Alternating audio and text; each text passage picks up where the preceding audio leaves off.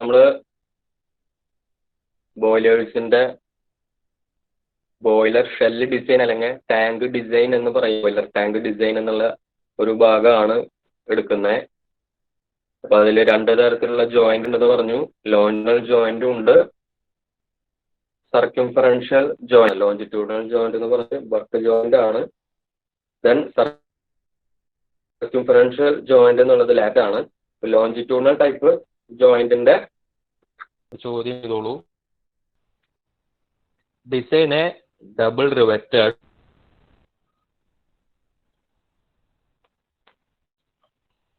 single cover butt joint with zigzag riveting to connect 2 plates of 10 mm thick. The allowable stresses for plates and rivets are 100 megapascal in tension, 72 megapascal in shear, and 160 megapascal in crushing.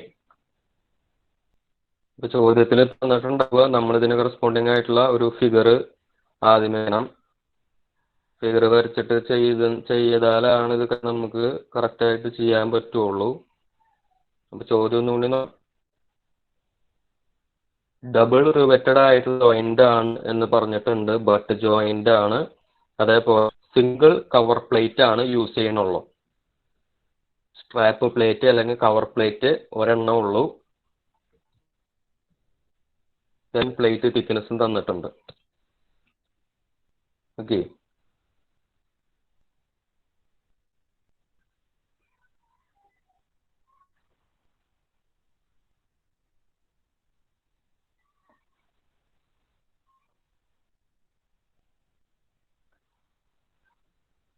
നമ്മൾ cover plate ഒക്കെ അല്ലെങ്കിൽ പ്ലേറ്റിന്റെ lap joint ഒക്കെ ആണെങ്കിൽ അതിന്റെ end കാണിക്കുമ്പോൾ ഇതേ രീതിയിൽ സ്ലാൻഡഡ് ആയിട്ടാണ് കാണിക്കുക.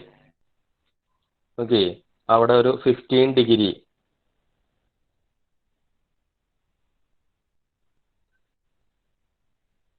ഒരു 15 ഡിഗ്രിയുടെ ഒരു ചെരിവുണ്ടാവാൻ സാധ്യതയുണ്ട്. Degree percentage sorry.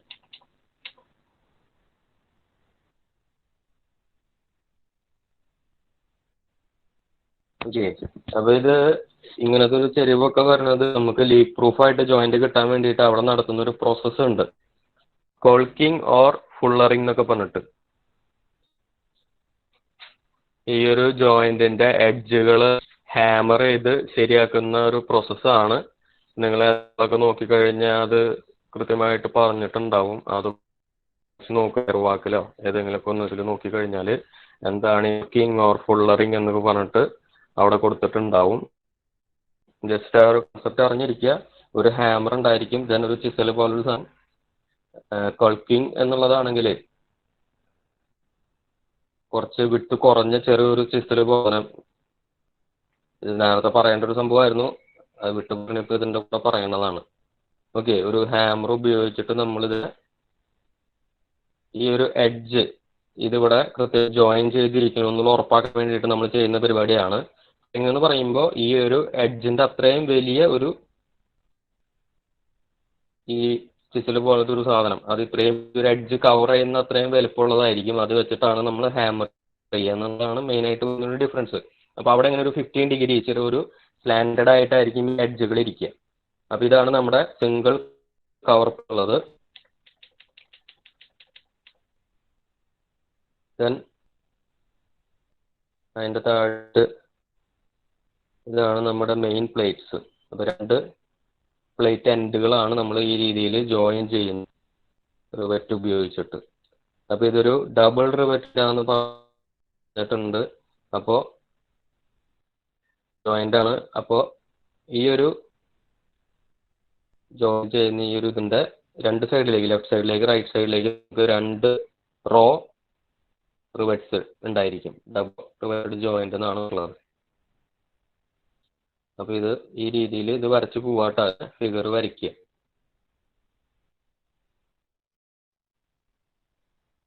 അപ്പം നിങ്ങൾക്ക് ചോദ്യം മനസ്സിലായി എന്നുള്ളത് അതിൻ്റെ ഒരു തെളിവും കൂടിയാണ് നിങ്ങൾ കറക്റ്റ് ഫിഗർ വരച്ചിട്ടുണ്ടാവുക എന്നുള്ളത്. അപ്പോൾ ഒരു ഫിഗർ കൃത്യമായിട്ട് നമ്മൾ ചെയ്തിട്ടുണ്ടെങ്കിൽ മാത്രമാണ് ഈ ഒരു പ്രോബ്ലം നമുക്ക് സോൾവ് ചെയ്യാനും പറ്റുള്ളൂ. കൃത്യമായിട്ട് സോൾവ് ചെയ്യണമെങ്കിൽ മര്യാദയ്ക്ക് ഫിഗർ വരയ്ക്കാനായിട്ട് പറ്റണം.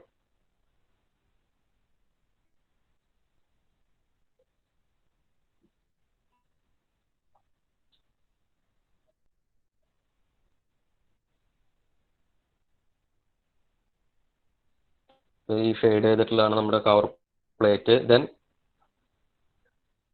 താഴെയായിട്ട് നമ്മുടെ മെയിൻ പ്ലേറ്റുകളുണ്ട്. ഓപ്പോസിറ്റ് ഇതായിട്ടുള്ള ഒരു ഹാച്ചിങ് കാണിക്കും. നമുക്ക് ഇതൊക്കെ ഡിഫറെൻറ്റ് മെറ്റീരിയൽസ് ആണെന്നുള്ള അറിയാൻ വേണ്ടിയിട്ടാണ് നമ്മൾ ഹാച്ച് ചെയ്ത് അതുപോലെ ലൈൻ അപ്പ് അതൊക്കെ അഡ്ജസ്റ്റ് ചെയ്ത് നമുക്ക് എല്ലാ ഡിഫറെൻ്റ് ആണ് എന്നുള്ളത് ഐഡൻറ്റിഫൈ ചെയ്യാൻ പാകത്തിന് അതൊക്കെ ഒന്ന് ഹാച്ച് ചെയ്ത് വെക്കണമൊക്കെ നല്ലതാണ്. അപ്പോൾ നമ്മൾ ഇതിൻ്റെ ഒരു സൈഡ് വ്യൂ ഇതിനെ നോക്കിക്കഴിഞ്ഞാൽ എങ്ങനെയാണ് ഇരിക്കുക എന്നുള്ളത് വരച്ചു. അതേപോലെ തന്നെ നമുക്ക് ഇതിൻ്റെ ഒരു ടോപ്പ് വ്യൂ കൂടി ആവശ്യമുണ്ട്. നമുക്ക് ഒരു ജോയിന്റ് എങ്ങനെയാണെന്നുള്ളത് കൃത്യമായിട്ട് പറയണത് ഒരു വ്യൂ കൂടി ഉണ്ടെങ്കിലാണ് നടക്കുള്ളൂ. അപ്പോൾ ഈ ജോയിന്റ് എത്രത്തോളം എക്സ്റ്റെൻഡ് ചെയ്ത് നിൽക്കണമെന്നൊന്നും നമ്മളോട് ചോദ്യത്തിൽ കൃത്യമായിട്ട് പറഞ്ഞിട്ടില്ല. അപ്പോൾ അത് നമ്മൾ ഇങ്ങനെ ഒരു ഡോട്ട് ഈ ഒരു ബ്രേക്ക് ചെയ്തിട്ട് കാണില്ല. അതേപോലെ ഇപ്പുറത്തും അതേപോലെ തന്നെയാണ് ബ്രേക്ക് ചെയ്തിട്ട് തന്നെയാണ് ആ ഒരു എഡ്ജുകളൊക്കെ എത്രത്തോളം എക്സ്റ്റെൻഡഡ് ആണെന്നുള്ളത് നമുക്കറിയാത്തതുകൊണ്ടാണ് ഇങ്ങനത്തെ രീതിയിൽ നമ്മളത് കാണിച്ചിട്ടുള്ളത്. തന്നെ ഇതിൻ്റെ മിഡിലായിട്ട് നമ്മുടെ പ്ലേറ്റിൻ്റെ ജോയിന്റ് കാണിക്കാൻ വേണ്ടി ഒരു ഡോട്ടഡ് ലൈൻ ഇടുന്നു. ടോപ്പ് പ്ലേറ്റിൻ്റെ ആ ഒരു കവർ പ്ലേറ്റ് നമ്മളിപ്പോൾ ഇതിൻ്റെ ടോപ്പ് സൈഡിൽ നിന്നാണ് നോക്കുന്നത്. അപ്പോൾ അതിൻ്റെ ഒരു എഡ്ജ് നമുക്കിവിടെ ടോപ്പ് വ്യൂവിൽ വിസിബിൾ ആയിരിക്കും. ഒരു സൈഡിലും ഉണ്ടാവും, ഇപ്പുറത്തൊരു സൈഡിലും എഡ്ജ് വിസിബിൾ ആയിരിക്കും. ദെൻ ഇവിടെ ഒരു ചോദ്യത്തിൽ ഇത് 6 റിവെറ്റഡ് ആണെന്ന് പറഞ്ഞിട്ടുണ്ട്. അപ്പോൾ ഫസ്റ്റ് നമുക്കിവിടെ കാണിക്കാം. അപ്പം ഞാൻ അത്ര വലിയ വട്ടങ്ങൾ വരയ്ക്കുന്നില്ല, കുറച്ചുകൂടി വലുതാക്കി വരയ്ക്കുന്നതാണ്. ഓക്കെ, നമുക്ക് ആ ഒരു ഹെഡ് നമ്മുടെ റിവെറ്റൻ ആണ് ടോപ്പ് വ്യൂവിൽ നിന്ന് കാണുക. അപ്പോൾ അത് വരച്ചു കൊടുക്കാം. ദെൻ അടുത്ത ഒരു റോ വരയ്ക്കുമ്പോൾ ഇതെന്താണ് 6 റിവെറ്റഡ് ആണെന്ന് പറഞ്ഞിട്ടുണ്ട്. അപ്പോൾ ആദ്യം വരച്ച റിവെറ്റ്സിൻ്റെ അതേ ലൈനിൽ വരികയാണെങ്കിൽ ചെയിൻ റിവെറ്റിങ്ങിൽ ഇതിന് പാരലായിട്ടാണ് നമ്മൾ പാരലായിട്ട് വരയ്ക്കുമ്പോൾ ചെയിൻ റിവെറ്റിങ് വരിക. പക്ഷെ ഇവിടെ നമ്മളോട് 6 ആണ് പറഞ്ഞിട്ടുള്ളത്. അപ്പോൾ രണ്ടെണ്ണത്തിൻ്റെ മിഡിലായിട്ടാണ് നമ്മൾ വരാം. അപ്പോൾ ഈ രണ്ടാമത്തെ റോഡ് ആ ഒരു ലൈനിൽ തന്നെ ആദ്യം വരച്ചതിൻ്റെ മിഡിലായിട്ട് വേണം അടുത്ത റിവെറ്റ് കാണിക്കാനായിട്ട്. ഓക്കെ, അപ്പോൾ ഇതിൻ്റെ ബാക്കി എക്സ്റ്റെൻഡ് ചെയ്ത് ഇപ്പുറത്തേക്ക് ഉണ്ടാവും. ഓക്കെ, മുകളിലും താഴേക്കൊക്കെ ഇനി റിവേഴ്സ്, അതേപോലെ തന്നെ ഇപ്പുറത്തെ സൈഡിലും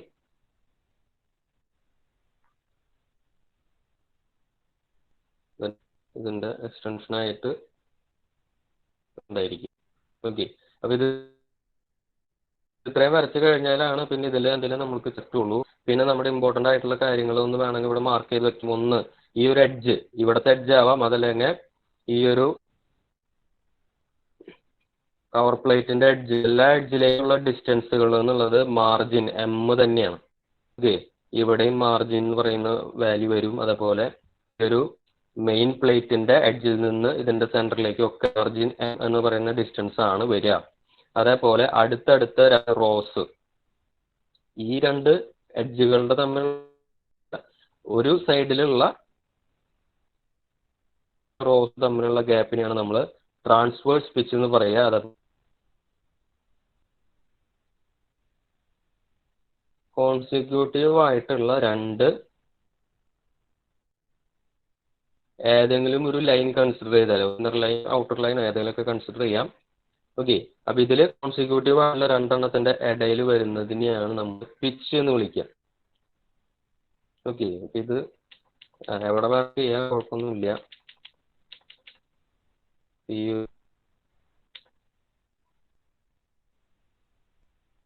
ലൈൻ എടുത്താലും കണക്ക് തന്നെയാണ്. ഇന്നർ റോയോ ഔട്ടർ റോയോ എടുത്ത് കാണിക്കാം. Distance pitch. ഓക്കെ, അപ്പോൾ ഒരു പിച്ച് ലെങ്ത്തിൽ എത്ര റിവറ്റ് ഉണ്ടെന്ന് ചോദിച്ചു കഴിഞ്ഞാൽ എങ്ങനെ പറയണം? ഇതിന്റെ ഉള്ളിൽ വരുന്ന അത്രയും ഭാഗങ്ങൾ ഒന്ന് ഹാച്ച് ചെയ്ത് വെക്കുക. ഓക്കെ, അപ്പൊ ഒരു പിച്ച് യൂണിറ്റ് പിച്ച് എടുത്തു കഴിഞ്ഞാൽ അതിന്റെ ഉള്ളിലുള്ള നമ്പർ ഓഫ് റിവറ്റ്സിന്റെ അങ്ങനെ ഈ രീതിയിൽ ചെയ്യണം. അപ്പൊ ഇതിൽ നിന്ന് നമുക്ക് എന്ത് മനസ്സിലാവും? NO ഇതില് ഒരു കവർ പ്ലേറ്റ് ഉള്ളതുകൊണ്ട് ഷെയർ ആണ്. അപ്പോൾ N1 = 2 എന്ന് കിട്ടും. ഡബിൾ ഷെയർ ഉള്ള റിവേഴ്സ് എന്നുള്ളത് 0 ആണ്. N2 = 0. ഡാറ്റ നോക്കാം. അപ്പൊ നമ്മളോട് ഡിസൈൻ ചെയ്യാൻ പറഞ്ഞിട്ടുള്ളത് double wetted single cover but joint wetting വരുന്നതാണ് ഡിസൈൻ ചെയ്യാൻ പറഞ്ഞിട്ടുള്ളത്. അപ്പൊ അത് നിങ്ങൾ ഏത് ചെയ്യുമ്പോഴും ഇതെന്താണ് സാധനം എന്ന് എഴുതി വെക്കുക. അപ്പൊ ഗിവൺ ഡാറ്റ നമുക്ക് നോക്കാം. ഒന്ന് തന്നിട്ടുള്ളത് പ്ലേറ്റ് തിക്നെസ് T = mm. പിന്നെ തന്നിട്ടുള്ളത് പ്രിൻസിപ്പൽ സ്ട്രെസ്സസ് ആണ്.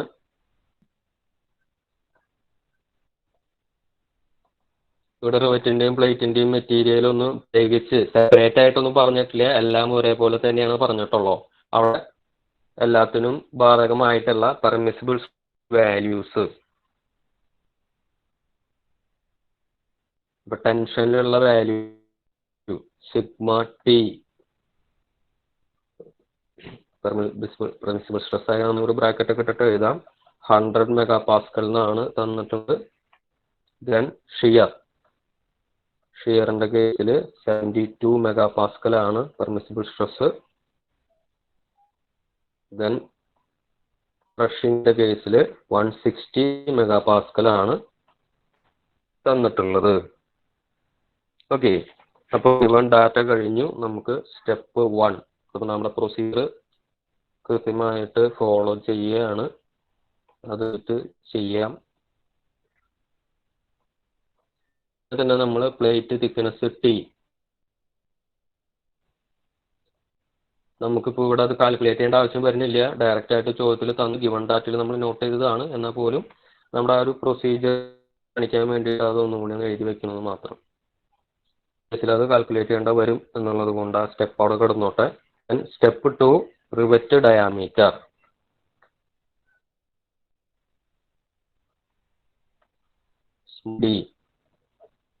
റിവറ്റ് ഡയാമീറ്റർ കാൽക്കുലേറ്റ് ചെയ്യാനായിട്ട് നമ്മൾ ഇക്വേഷൻ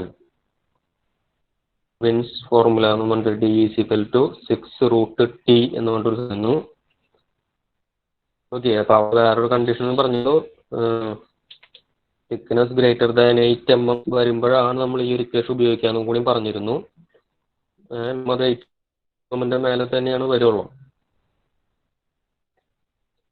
അപ്പോ വാല്യൂ സബ്സ്റ്റിറ്റ്യൂട്ട് ചെയ്തോളൂ. നമ്മുടെ T എന്നുള്ളത് 15 mm ആണ്. അപ്പോൾ 6√15 എത്ര കിട്ടി? Diameter D 23.24 something. അങ്ങനെ നമുക്കൊന്ന് റൗണ്ട് ചെയ്യാം. പേജ് 81 നോക്കി കഴിഞ്ഞാൽ നമുക്ക് അവിടെ ഈ ഇക്വേഷൻ കിടക്കുന്നുണ്ടാവും. അവിടെ 6.07 ഇൻറ്റു റൂട്ടിനാണ്. തൽക്കാലം 6 × √T എടുത്താലും മതി. ഇനി എന്ത് ചെയ്യണം? നമുക്ക് ഇതിനെ സ്റ്റാൻഡേർഡ് അത് അവിടെ നിന്ന് ചെയ്യും. സ്റ്റാൻഡേർഡ് വാല്യൂ എത്ര കിട്ടും? 84-ലാണ് ടേബിൾ എടുക്കുന്നത്. ഇതിന്റെ സ്റ്റാൻഡേർഡ് ഡയാമീറ്റേഴ്സ് പേജ് 84-ല് ടേബിൾ 0.3 5.3B. നോക്കൂ എത്രയാണ് സ്റ്റാൻഡ് ഡയമീറ്റർ വരുന്നതെന്ന്. 24. ദെൻ ഇനി എന്ത് ചെയ്യണം? നമ്മൾ റിവറ്ററിനെ കുറിച്ച് അവിടെ പ്രൊസീജിയറിൽ പറഞ്ഞപ്പോ അവിടെ ഒരു കാര്യം കൂടിയിട്ടുണ്ട്. ഒരു ടൈമുള്ളിലേക്കൊക്കെ പോയി കഴിഞ്ഞാൽ നമ്മൾ ഹീറ്റ് ചെയ്തിട്ടാണ് ഹോട്ട് വെറ്റിംഗ് ആണ് ചെയ്യുക. അപ്പൊ അവിടെ എക്സ്പാൻഡ് ചെയ്ത് കഴിഞ്ഞാൽ ഹോളിൽ കൂടെ കണക്കണമെങ്കിൽ ഹോൾ ഡയാമീറ്റർ ഇൻക്രീസ് ചെയ്യണം. ഓക്കെ, അപ്പൊ ഈ ഒരു 24 mm എന്ന കേസിൽ നമുക്ക് എത്രയാണ് ഹോൾ അലവൻസ് എടുക്കേണ്ടത്? അത് ഡാറ്റ ബുക്കിൽ ഇല്ല. 1 അല്ല എടുക്കണ്ടേ? ഓക്കെ, അപ്പൊ നമ്മുടെ റേഞ്ച് എന്ന് പറയുന്നത് 12-24 mm ആണെങ്കിൽ 1 mm എടുക്കണം. 27-36 ആണെങ്കിൽ 1.5 mm ഹോൾ അലവൻസ് എടുക്കണം. 39-48 2 mm ആണ് ഹോൾ അലവൻസ് എടുക്കേണ്ടത്. ഓക്കെ, അപ്പൊ ഇത് അറിഞ്ഞിരിക്കുക. ഇത് ഇമ്പോർട്ടൻ്റ് ആയിട്ടുള്ളതാണ്. നമ്മുടെ ഡാറ്റ ബുക്കിൽ അത് കൊടുത്തിട്ടില്ല. അത് വിചാരിച്ചിട്ട് നമുക്കത് ചെയ്യാണ്ടിരിക്കാൻ പറ്റില്ല. ഓക്കെ, അപ്പൊ ഇത് എടുത്തു കഴിഞ്ഞാൽ എന്ത് പറയണം?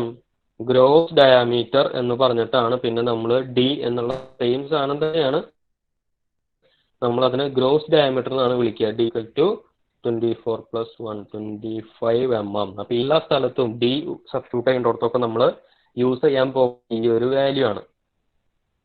Okay, then step 3,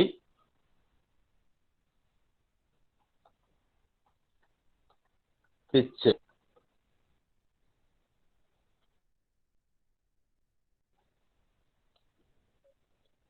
small P വെച്ചിട്ടാണ് നമ്മൾ പിച്ചിനെ ഡിനോട്ട് ചെയ്യാറ്. അപ്പൊ നമ്മളവിടെ പ്രൊസീജിയർ ചെയ്തപ്പോൾ ഒരു 3 ഇക്വേഷൻ വെച്ചിട്ടാണ് അത് പറഞ്ഞിരുന്നത്. ഡാറ്റ ബുക്ക് എടുക്കുക, പേജ് നമ്പർ 81 ഏറ്റവും അവസാനത്തെ ഭാഗത്ത് നോക്കിക്കഴിഞ്ഞാൽ അവിടെ പിച്ചിന്റെ ഇക്വേഷൻസ് കാണാം. ആദ്യത്തെ ഇക്വേഷൻ എന്നുള്ളത് P is equal to N1 plus 1.875 N2 into pi d square tau divided 4 into T into sigma T plus D. ഇതാണ് നമ്മുടെ കയ്യിൽ കിടക്കുന്ന ഇക്വേഷൻ. അപ്പൊ ആദ്യമേ തന്നെ ഇത് വെച്ചിട്ട് പിച്ചിന്റെ വാല്യൂ കാൽക്കുലേറ്റ് ചെയ്തോളൂ.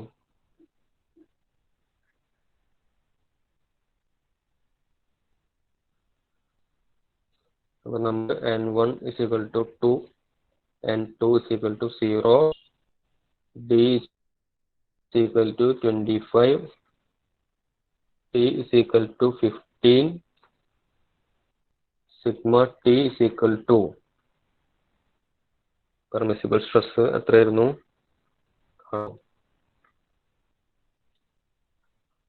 megapascal. shear stress tau is equal to 72 megapascal. ഇതൊക്കെ സബ്സ്റ്റിറ്റ്യൂട്ട് ചെയ്തിട്ട് പിയുടെ വാല്യൂ പറയൂ, പിച്ച് എത്രയാണെന്ന് പറയൂ. അപ്പൊ നമ്മൾ പിച്ചിന്റെ വാല്യൂ കാൽക്കുലേറ്റ് ചെയ്ത് 72.1 എന്ന് കിട്ടി. നമുക്ക് വേണമെങ്കിൽ അത് റൗണ്ട് ചെയ്തിട്ട് 70 mm എന്ന് എടുത്താലും കുഴപ്പമൊന്നുമില്ല. ദെൻ ഇതിൽ രണ്ടാമത് ഒരു ഇക്വേഷനും കൂടി ഉണ്ട്. P is equal to K1T plus 41 mm. ഡാക്കിൽ ഇപ്പൊ നമ്മൾ പിച്ച് ഈ രീതിയിലൊന്ന് കാൽക്കുലേറ്റ് ചെയ്യൂ. അപ്പൊ ഇവിടെ K1 അറിയണം. K1 അവിടെ 4A അല്ല 4A എന്ന് 3.06 ആണോ? അതെ. പിച്ചിന്റെ വാല്യൂ 86.9. ഓക്കെ, എല്ലാവർക്കും മനസ്സിലായോ K1 എങ്ങനെ കിട്ടിയെന്ന്? 3.06 എന്നാണ് വാല്യൂ വന്നത്. അവിടെ ഫസ്റ്റ് കോളത്തിൽ പറയുന്നത് number of rivets per pitch. നമ്മുടെ റിവെറ്റ്സ് പെർ പിച്ചിന്റെ വാല്യൂ എന്നുള്ളത് 2 ആണ്. ദെൻ ലാപ്പ് ജോയിന്റ് ഉണ്ട്, സിംഗിൾ സ്ട്രാപ്പ് ബട്ട് ജോയിന്റ് ഉണ്ട്, ഡബിൾ സ്ട്രാപ്പ് ബട്ട് ജോയിന്റ് ഉണ്ട്. നമ്മുടെ case single strap but joint ആണ്, അല്ലെങ്കിൽ സിംഗിൾ കവർ ഉള്ള ഒരു ബട്ട് ജോയിന്റ് ആണ്.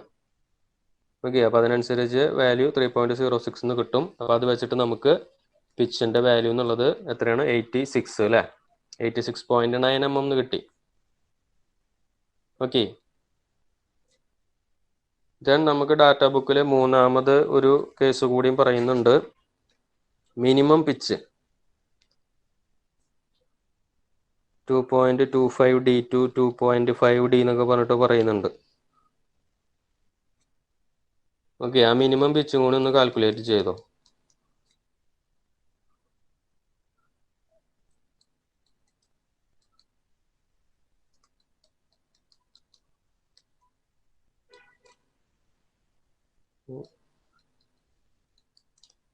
അപ്പൊ അതില് ഏതെങ്കിലും ഒരു വാല്യൂ, അപ്പൊ നമുക്ക് തൽക്കാലം 2.25D എടുത്തിട്ട് ചെയ്യാം.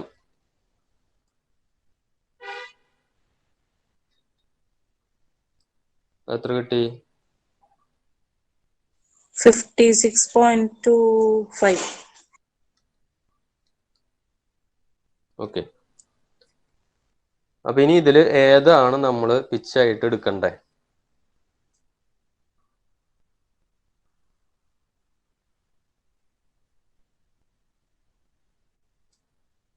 മൂന്നെണ്ണം നമ്മുടെ കയ്യിലുണ്ട്.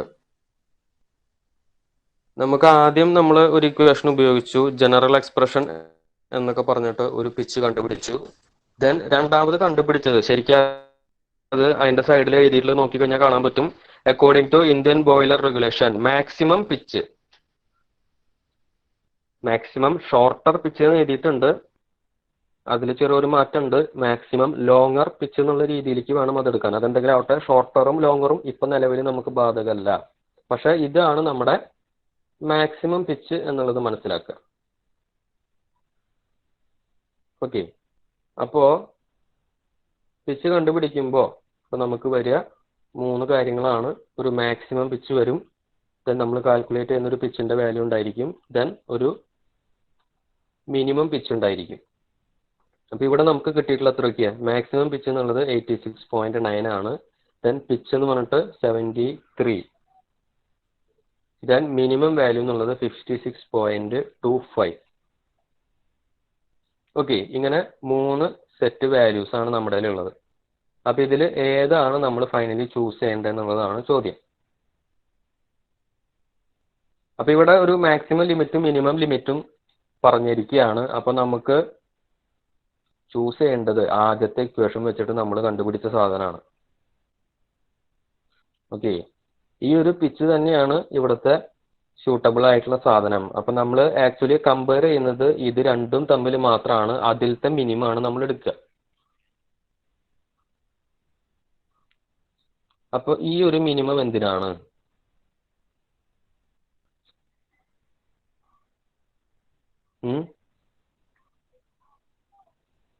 അപ്പൊ നമുക്ക് ഇവിടെ ഇത് വേരി ചെയ്യാൻ സാധ്യതയുള്ള ഒരു റേഞ്ച് ആണ് തരണേ. ഇൻ കേസ് നമ്മൾ കാൽക്കുലേറ്റ് ചെയ്യുന്ന പി എന്നുള്ളത് ഇതിനേക്കാളും താഴെ പോയെന്ന് വിചാരിക്കുക. നമ്മളിവിടെ കാൽക്കുലേറ്റ് ചെയ്യുന്ന പി എന്നുള്ളത് ഇതിനേക്കാളും താഴെ പോയി കഴിഞ്ഞാൽ നമ്മൾ ഈ വാല്യൂ ചൂസ് ചെയ്യും. അപ്പൊ നമുക്ക് പി എന്നുള്ളത് 50 ആണ് കിട്ടിയെന്ന് വിചാരിക്കുക. അപ്പൊ നമ്മൾ മിനിമം പിച്ചിന്റെ വാല്യൂ ഉപയോഗിച്ചിട്ട് വേണം പ്രോബ്ലം ചെയ്യാനായിട്ട്. അതേപോലെ മാക്സിമത്തിന്റെ വാല്യൂക്കും പോയി കഴിഞ്ഞാലും നമുക്ക് എടുക്കാൻ പറ്റില്ല. ഈ പി എന്നുള്ളത് ഇങ്ങോട്ട് പോയാലും എന്താണ് അത് നമ്മൾ സമ്മതിക്കില്ല. അപ്പോഴത്തേക്കും എന്ത് ചെയ്യേണ്ട വരും? 86 അല്ലെങ്കിൽ മാക്സിമം പിച്ച് എത്രയാണോ അത് എടുത്തിട്ട് ചെയ്യാം. ഓക്കെ. എടുക്കണം. Finally P equal to 73 mm എന്നാണ് നമ്മൾ ഈ ഒരു കേസിൽ ചൂസ് ചെയ്യുന്നത്. ഇനി നമുക്ക് അടുത്ത സ്റ്റെപ്പിലേക്ക് പോവാം. സ്റ്റെപ്പ് 4,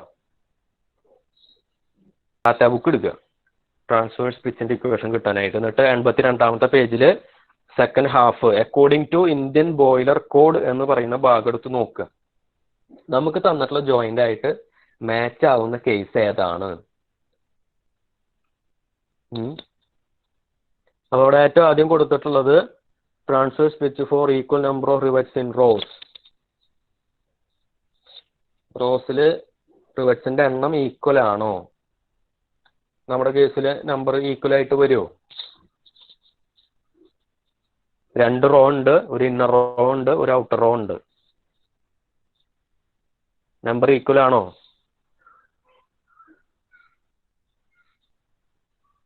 ആരെങ്കിലും ഒന്ന് പറയൂ.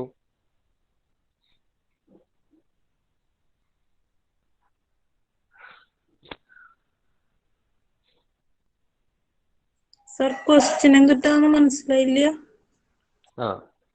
നമ്മളവിടെ എഴുതി വെച്ചിട്ടുള്ള കണ്ടീഷനിലേ the transverse pitch for equal number of rivets in rows എന്ന് പറയുന്നുണ്ട്. അപ്പൊ നമ്മുടെ കേസിൽ നമ്മളൊരു ടോപ്പ് വ്യൂ വരച്ചിരുന്നു. അപ്പൊ അവിടെ 2 സൈഡിലും, അപ്പൊ ഏതെങ്കിലും ഒരു സൈഡ് നോക്കിയാൽ മതി. റിവറ്റ്സ് ഞാനിങ്ങനെ മാർക്ക് ചെയ്തിട്ടുണ്ട്. ഓക്കെ. അപ്പോൾ ഒരു ജോയിന്റ് നമ്മുടെ 6 ആഗ് ജോയിന്റ് ആണ്. ഇപ്പൊ ഇങ്ങനെയാണ് വരിക. അപ്പൊ റിവറ്റ്സിന്റെ എണ്ണം ഈക്വൽ ആണോ എന്നാണ് ചോദിക്കണേ. ഇതാണ് ഒന്നാമത്തെ റോ, ഇതാണ് രണ്ടാമത്തെ റോ. അല്ലെങ്കിൽ ഇന്നർ ഔട്ടർ എന്നൊക്കെ പറഞ്ഞിട്ട് പറയാം. അല്ലല്ലോ 6 ആഗ് ആയോണ്ട്. ആ അപ്പോ ഇത് എപ്പോഴാണ് ഈക്വൽ അല്ലാത്തതെന്നുള്ളത് നിങ്ങളോട് ഞാൻ കഴിഞ്ഞ ദിവസം പറഞ്ഞിരുന്നു, ഒന്നുകൂടി പറയാം. ഓക്കെ, ഇപ്പൊ 6 ആഗ് ആയിട്ട് തന്നിരുന്നോട്ടെ ഒരു ജോയിന്റ്. കുറച്ചധികം റിവറ്റുകൾ ഉണ്ടായിക്കോട്ടെ. ഇതാണ് ഒരു റോ എന്ന് വിചാരിക്കുക. ഇപ്പോഴത്തെ നമ്മുടെ പ്രോബ്ലം എന്നല്ല, ചുമ്മാ ഒരെണ്ണം എഴുതണതാണ്, അല്ലെങ്കിൽ വരയ്ക്കുന്നതാണ്. അപ്പൊ ഇതാണ് സെക്കൻഡ് റോ എന്ന് വിചാരിക്കുക. ഇനി ഒരു തേർഡ് റോ ഉണ്ടെന്ന് വിചാരിക്കുക. അപ്പൊ അത് ആദ്യത്തെ റോന് നേരെ തന്നെയായിരിക്കും ഔട്ടർ റോ, തേർഡ് റോ വരുന്നത്. അപ്പൊ അവിടെ വരുന്നത് ഇതേപോലെയാണ് വിചാരിക്കുക. എന്തെങ്കിലും പ്രശ്നം ഉണ്ടോ? നമ്പർ വ്യത്യാസമുണ്ട്. ഇടയിൽ ഒരെണ്ണം ഒഴിവാക്കിയിട്ടുണ്ട്. ഓക്കെ, അപ്പൊ ഇതേപോലെ വരികയാണെങ്കിലാണ് അൺഈക്വൽ എന്ന് പറയുന്ന കേസ് വരുള്ളൂ. നമുക്കിപ്പോ തന്നിട്ടുള്ളത് ഇങ്ങനെയാണോ?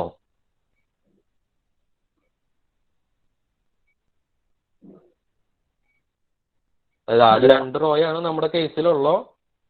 പക്ഷെ ഇതേപോലെ ഇടയ്ക്ക് ഒരെണ്ണം ഒമിറ്റ് ചെയ്യുന്ന ഒരു സംഭവം ഉണ്ട്. അവിടെ മാത്രമാണ് അൺഈക്വൽ എന്ന് പറഞ്ഞ കേസ് വരുള്ളൂ. അതല്ലെങ്കിൽ 6 ആഗ് ആണെങ്കിലും എന്താണ്, നമ്പർ ഓഫ് റിവറ്റ്സ്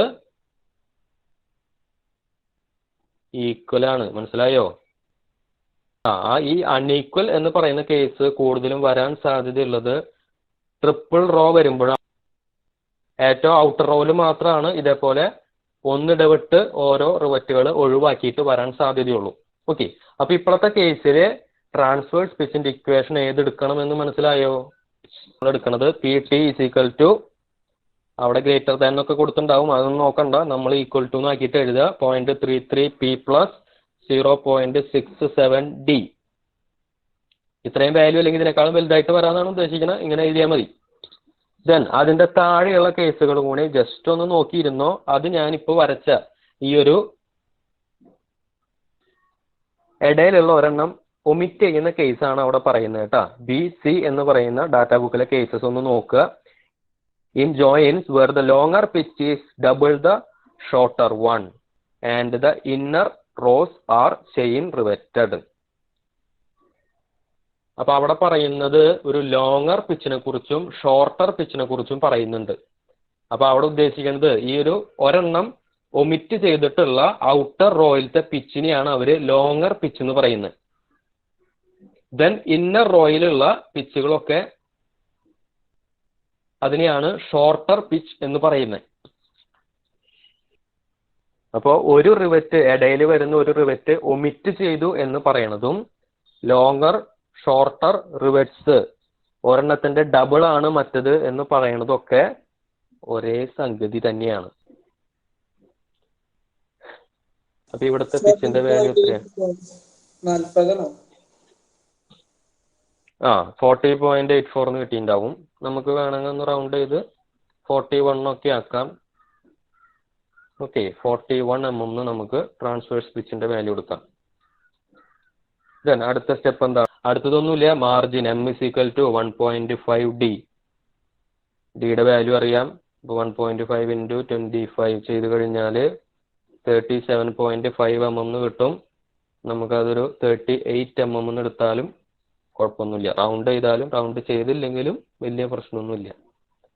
ഓക്കെ, ഇനി കവർ പ്ലേറ്റിന്റെ തിക്നെസ് എത്രയാണെന്നുള്ളതാണ് അടുത്തത്. Thickness of cover plate.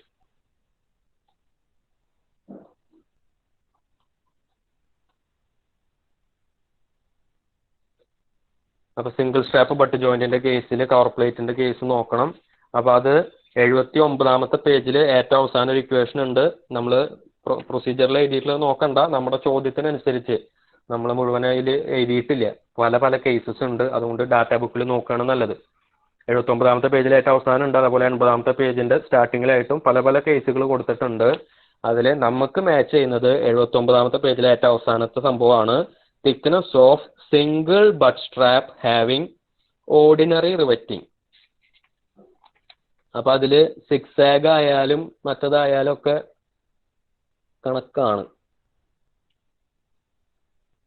Okay, അവിടെ ആ ഒരു ഇടയ്ക്ക് ഒരെണ്ണം ഒമിറ്റ് ചെയ്യുന്ന കേസിനെയാണ് നമ്മൾ കൂടുതലും ഓർഡിനറി അല്ലാത്ത രീതിയിൽ പറയുന്നത്. അതല്ലെങ്കിൽ 6 ആഗ് ആണെങ്കിലും ചെയിൻ റിവറ്റിംഗ് ആണെങ്കിലും ഒക്കെ ഓർഡിനറി റിവറ്റിംഗ് എന്ന് തന്നെയാണ് പറയുക.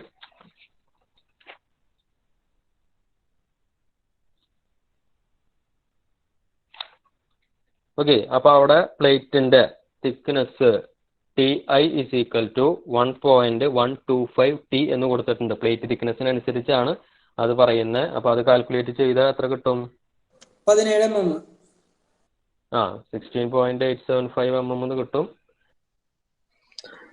അപ്പൊ 7th സ്റ്റെപ്പിലേക്ക് കിടക്കുകയാണ്. 7th സ്റ്റെപ്പിൽ നമ്മൾ ഇതിന്റെ ജോയിന്റിന്റെ സ്ട്രെങ്ത് കണ്ടുപിടിക്കാനാണ് പോണത്. റിവറ്റഡ് ജോയിന്റ് എങ്ങനെയൊക്കെയാണ് ഫെയിൽ ചെയ്യാന്ന് നമ്മൾ പറഞ്ഞിരുന്നു.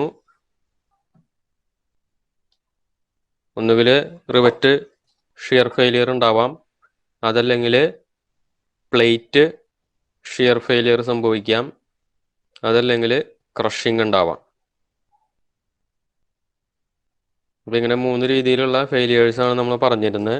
അപ്പോൾ ഓരോന്നിനും കറസ്പോണ്ടിങ് ആയിട്ട് ഇക്വേഷൻസ് നമുക്ക് ഡാറ്റാ ബുക്കിലുണ്ട്, അത് വെച്ചിട്ട് ചെയ്യാം. നമ്മൾ ഡിറൈവ് ചെയ്ത സമയത്ത് വളരെ സിമ്പിൾ ഇക്വേഷൻസ് ആണ് നമ്മൾ അന്ന് പറഞ്ഞിരുന്നുള്ളൂ. പക്ഷേ നമ്മുടെ ജോയിന്റ് കുറച്ചും കൂടി കോംപ്ലിക്കേറ്റഡ് ആയിട്ട് വരും. അപ്പോൾ അതിനനുസരിച്ച് ഇക്വേഷൻ ഉപയോഗിക്കണം. ഇപ്പോൾ ഡാറ്റാ ബുക്കിൽ 80ാമത്തെ പേജിൽ ഏകദേശം മിഡിൽ പോർഷനിൽ നോക്കിക്കഴിഞ്ഞാൽ നമുക്ക് ആവശ്യമുള്ള ഇക്വേഷൻസ് ഒക്കെ അവിടെ ഉണ്ട്. ഓക്കെ, നമ്മളിവിടെ 3 തരം സ്ട്രെങ്ത്തുകൾ അല്ലെങ്കിൽ 3 റെസിസ്റ്റൻസ് വാല്യൂസ് എന്നുള്ള രീതിയിലാണ് കണ്ടുപിടിക്കുക. ഒന്നൊരു ഷിയർ റെസിസ്റ്റൻസ്, ദെൻ ഒരു ടിയറിംഗ് റെസിസ്റ്റൻസ്, ദെൻ ഒരു ക്രഷിംഗ് റെസിസ്റ്റൻസ്. ഓക്കെ, അപ്പോൾ ആദ്യം ഷിയർ റെസിസ്റ്റൻസ് PS എന്നുള്ളതിൻ്റെ ഇക്വേഷൻ നോക്കാം. അവിടെ ഡാറ്റാ ബുക്കിൽ ചെറിയൊരു കറക്ഷൻ ഉണ്ടെന്ന് പറഞ്ഞിരുന്നു. അവിടെ വെറുതെ 1+ എന്നാണ് കൊടുത്തിട്ടുള്ളത്. അവിടെ ആക്ച്വലി N1 എന്നാണ് വേണ്ടിയിരുന്നത്. N1 + 1.875 N2 into π/4d². ഇത് വെച്ചിട്ട് നമുക്ക് ഷിയർ സ്ട്രെങ്ത്തിന്റെ വാല്യൂ കിട്ടും. 2+ ഇപ്പുറത്ത് വാല്യൂ 0 ആയിട്ട് പോവും. ദെൻ π/4 ഡിയുടെ വാല്യൂ 25, എന്നുള്ളത് 72. ഇത് നമ്മൾ പെർമിസിബിൾ ഷിയർ സ്ട്രെസ് എന്നുള്ള രീതിയിലേക്കാണ് സബ്സ്റ്റിറ്റ്യൂട്ട് ചെയ്യുന്നത്. അപ്പോൾ ഇത്രയും കാര്യങ്ങൾ ചെയ്ത് കഴിഞ്ഞാൽ നമുക്ക് സ്ട്രെങ്ത്തിന്റെ വാല്യൂ 70650 ന്യൂട്ടൺ എന്ന് കിട്ടിയിട്ടുണ്ടാവും, ഷിയർ സ്ട്രെങ്ത്തിന്റെ വാല്യൂ. അപ്പോൾ അടുത്ത ഇക്വേഷൻ നോട്ട് ചെയ്യാം. PT tearing resistance PT is equal to P - D into T into sigma T. Values ഒക്കെ അറിയാം, സബ്സ്റ്റിറ്റ്യൂട്ട് ചെയ്യുക. Hന്റെ വാല്യൂ എത്രയായിരുന്നു? 73 - D 25 into 15 into 100, 72,000 അല്ലേ കിട്ടിയത്. അത്രയും ന്യൂട്ടൺ എന്നുള്ളതാണ് ടിയറിംഗ് സ്ട്രെങ്ത്. ദെൻ മൂന്നാമത്തെ case PC crushing strength. PC is equal to data ബുക്കിൽ നോക്കുക 5.6 E എന്ന് പറഞ്ഞുള്ള ഇക്വേഷൻ. അപ്പോൾ ഇതിനൊക്കെ റഫറൻസ് ഒക്കെ എഴുതി വെച്ചോട്ടാ. ഈ ഓരോ ഇക്വേഷൻസിന്റെയും അല്ലെങ്കിൽ ഈ ഒരു സെക്ഷന് മൊത്തമായിട്ട് എങ്ങനെയാണെന്ന് വെച്ചാൽ റഫറൻസ് എഴുതി വെക്കുക, പേജ് 80. ദെൻ ക്രഷിങ്ങിന്റെ ഇക്വേഷൻ നമ്മൾ ഓൾറെഡി പറഞ്ഞ ഇക്വേഷൻ, വളരെ സിമ്പിൾ ആയിട്ടുള്ള ഇക്വേഷൻ ആണ്, അത് വേണ്ട. ഡാറ്റ ബുക്കിൽ ഇക്വേഷൻ യൂസ് ചെയ്യുക. N1 into TI plus N2 into T into D into sigma C. ഇവിടെ നമ്മൾ ഇൻസൈഡ് കവർ പ്ലേറ്റിന്റെ അല്ലെങ്കിൽ കവർ പ്ലേറ്റിന്റെ തിക്നെസ് TI എന്നുള്ളത് ഓൾറെഡി കാൽക്കുലേറ്റ് ചെയ്ത് വെച്ചിട്ടുണ്ട്. N1ന്റെ വാല്യൂ 2 ആണെന്ന് അറിയാം. N2 is equal to 0. അപ്പൊ ഈ ഒരു ടേം മൊത്തത്തിൽ 0 ആയിട്ട് പോയി. ഓക്കെ, ദെൻ ബാക്കിയുള്ളത് സബ്സ്റ്റിറ്റ്യൂട്ട് ചെയ്യാം. അപ്പോൾ ക്രഷിങ്ങിന്റെ വാല്യൂ കിട്ടും 1,35,000. ഡാറ്റാ ബുക്കിൽ ഇത് റിവറ്റിന്റെ ക്രഷിംഗ് സ്ട്രെങ്ത് എന്ന് പറഞ്ഞിട്ട് കൊടുത്തിട്ടുണ്ട്. അത് റിവറ്റിന്റെ ആണെങ്കിലും പ്ലേറ്റിന്റെ ആണെങ്കിലും ഒക്കെ ഒരേപോലെ തന്നെയാണ് വരിക. ഓക്കെ, അപ്പോൾ നമുക്ക് 3 ക്രഷിങ്ങിൻ്റെ വാല്യൂസ് കിട്ടി, 3 സ്ട്രെങ്ത്തിൻ്റെ വാല്യൂസ് കിട്ടി. അപ്പോൾ നമ്മൾ കഴിഞ്ഞ ദിവസം പറഞ്ഞിരുന്നു നമുക്ക് ഇതിൻ്റെ എഫിഷ്യൻസി കണ്ടുപിടിക്കണം. അപ്പോൾ ഇതിൽ ഏറ്റവും ലോവസ്റ്റ് വാല്യൂ എടുത്തിട്ട് വേണം ചെയ്യാന്നുള്ളത്. ദെൻ സ്റ്റെപ്പ് 8 എന്നുള്ളത് strength of solid plate P equal to ആ ഒരു സ്ട്രെങ്ത് ഓഫ് റിവറ്റഡ് ജോയിന്റ് എന്ന് പറയുന്ന ആ ഒരു ഹെഡിങ്ങിൻ്റെ താഴെയായിട്ട് ആദ്യമേ കൊടുത്തിട്ടുള്ളത് സോളിഡ് പ്ലേറ്റിൻ്റെ യൂണിറ്റ് പിച്ച് ലെങ്ത്തിലുള്ള ഒരു സോളിഡ് പ്ലേറ്റിൻ്റെ സ്ട്രെങ്ത് ആണ് P equal to pitch minus D pitch into D into sigma T.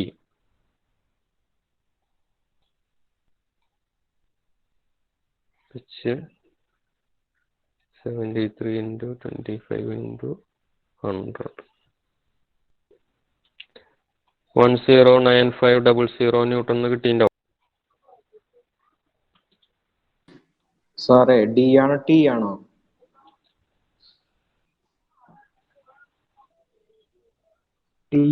Sorry, T ആണ് കേട്ടാ, ഞാൻ എഴുതിയിട്ട് തെറ്റിയതാണ്. ഇവിടെ ടി ആണ്, ഡി അല്ല.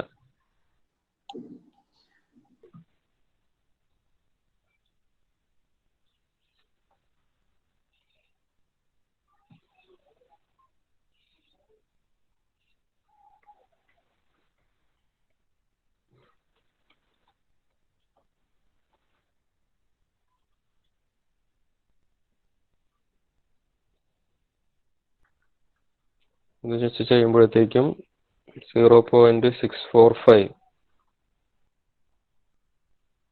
അപ്പോൾ അത് വെച്ചിട്ട് എഫിഷ്യൻസി ഈക്വൽ ടു 64.5% എന്നാണ് വന്നത്.